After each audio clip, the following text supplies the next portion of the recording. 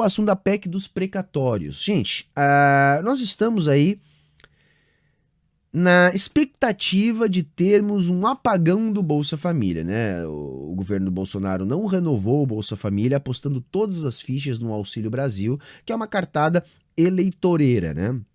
Eu vou repetir, mas eu acho que é fundamental que a gente deixe isso bastante evidente. Se eliminou um programa permanente para se tentar substituí-lo por um programa provisório, que vai até o final do ano que vem. Atende mais gente, paga mais, mas centraliza tudo no governo federal, eliminando a estrutura municipalizada do Bolsa Família. E mais grave, o Bolsonaro, para pagar o Auxílio Brasil, que ele quer aí, ele quer dar um calote nos precatórios, que são dívidas que a União tem com os brasileiros. E é uma maneira que ele está utilizando para salvar o teto de gastos. Então, esse é o primeiro ponto. A discussão não é sobre o furo do teto de gastos. Eu quero mais que o teto de gastos se exploda, na verdade. A questão é que a PEC dos precatórios está sendo realizada para salvar o teto de gastos. Dar uma curva no teto de gastos, mantendo essa exigência que o mercado faz aí para impor esse piloto automático na nossa economia, tirando o Estado da jogada e deixando o país na miséria. Pois bem, então a PEC é para manter o teto, garantindo um furo, porém com a permanência do teto. E esse furo será às custas, segundo o que o Bolsonaro quer, da dívida que a União tem com os brasileiros, que hoje estão na forma de precatórios.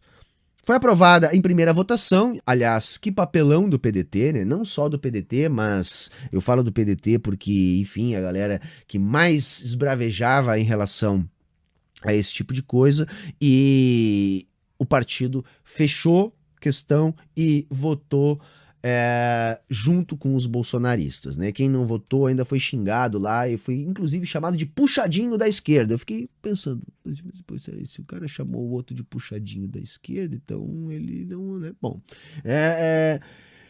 o curioso é que aí o Ciro Gomes, né, pediu truco, foi lá e disse, olha, não, né? Ou mudem para a segunda votação ou eu tô retirando a minha candidatura. Muito bonito, muito bacana a atitude dele, porém surgiu um boi na linha no meio da história, porque dizem que a bancada já havia acertado, isso inclusive em função de uma exigência do governador do Ceará, e a bancada que eu tô falando liderada pela bancada do Ceará, inclusive supostamente com a anuência do Cid Gomes, porque os governadores teriam interesse em algo que está sendo votado junto com a PEC, que é o aumento do prazo lá para o pagamento de dívidas específicas, que agora não me recordo exatamente. Então fica meio estranho, como assim o Ciro, né, solta essa aí, faz todo esse charme aí, se era algo que ele já sabia, ou se ele não sabia, como assim ele não sabia, já que isso tinha sido acordado, o irmão dele supostamente sabia, a bancada do Ceará sabia, enfim.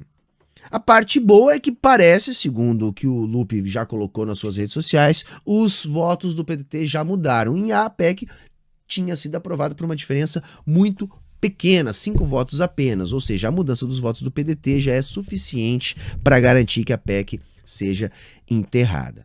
Mas, para além disso, a PEC dos precatórios, né, que está buscando aí salvar esse novo Bolsa Família, que é o Auxílio Brasil, ela também revela uma outra coisa importante, que é, mais uma vez, o escândalo de compra de votos no Congresso. Porque, vejam, vai micar a votação da PEC, provavelmente nós vamos ter um apagão do Bolsa Família.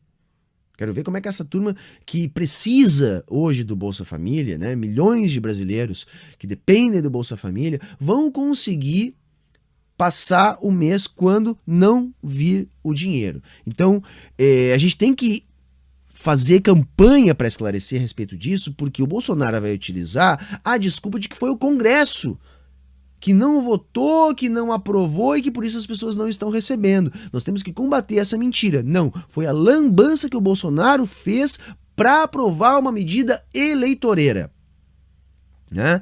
Substituindo uma medida consagrada por uma medida eleitoreira. Mas vamos lá, o tal orçamento secreto, isso aí também já é uma palhaçada, né? Chamar de orçamento secreto um esquema de compra de votos, mas é assim que a mídia está chamando, senão as emendas do relator. Bom, gente, é o seguinte, já temos na nossa Constituição, né, cotas parlamentares de emendas, que o governo evidentemente pode liberar ou não, onde os deputados federais, senadores podem destinar às suas bases valores para serem aplicados, né? Por exemplo, um deputado federal aqui do Rio Grande do Sul pode destinar para uma cidade do interior do Rio Grande do Sul uma verba para a construção de uma escola, de um hospital, de uma ponte, a duplicação de uma estrada, e isso, é claro, com contrapartidas dos municípios, etc., a verba vem com o projeto aprovado, bonitinho, e a obra é realizada. É algo que até tem sim fundamento, porque afinal de contas os deputados são representantes dos estados e eles também têm que, de alguma maneira,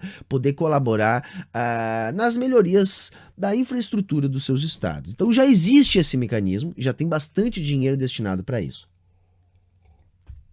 O que está acontecendo é que existe agora uma outra prática que se descobriu, que são as chamadas emendas do relator ou orçamento paralelo.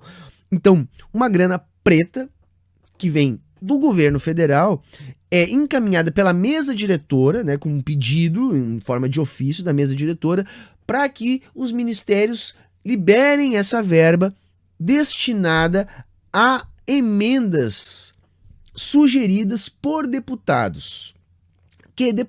Deputados que votem junto com o governo. Isso não tem transparência nenhuma, gente. Né, para se descobrir quem que pegou o dinheiro, para onde é que foi. Isso tudo foi revelado num conjunto de reportagens que o Estadão veio mostrando. Já desde maio, mais ou menos, isso vem sendo revelado, né? Então, quando foi revelado lá no início, então eram 3 bilhões destinados a 285 deputados, né? Desses recursos extra-orçamentários que viriam, né, do Ministério do Desenvolvimento Regional.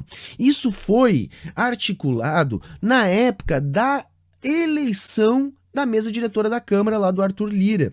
Foi assim, por exemplo, possivelmente, que ele conquistou os votos necessários para se eleger, porque ele conseguia, como o articulador do Bolsonaro, prometer essas indicações para a liberação desses recursos. Na primeira vez que o escândalo veio à tona, inclusive também foi chamado de tratoraço. Por quê? Porque boa parte lá dos 3 bilhões destinados aos 285 deputados foram utilizados para a compra de tratores superfaturados em até 260%. E esses tratores já com empresas e setores de apoiadores do governo. De lá para cá, o que vem acontecendo? Esse mecanismo, que é um mecanismo de compra de votos, vem sendo utilizado sempre nas vésperas de votações importantes para o governo. Então, além das emendas que o governo já está utilizando mais que qualquer um dos últimos presidentes para destinar, para aprovar suas propostas, também tem esse tal orçamento secreto, que é um esquema fraudulento de compra de votos de deputados para aprovar matérias do presidente. É disso que se trata, minha gente. É disso que se trata. Agora, o que aconteceu?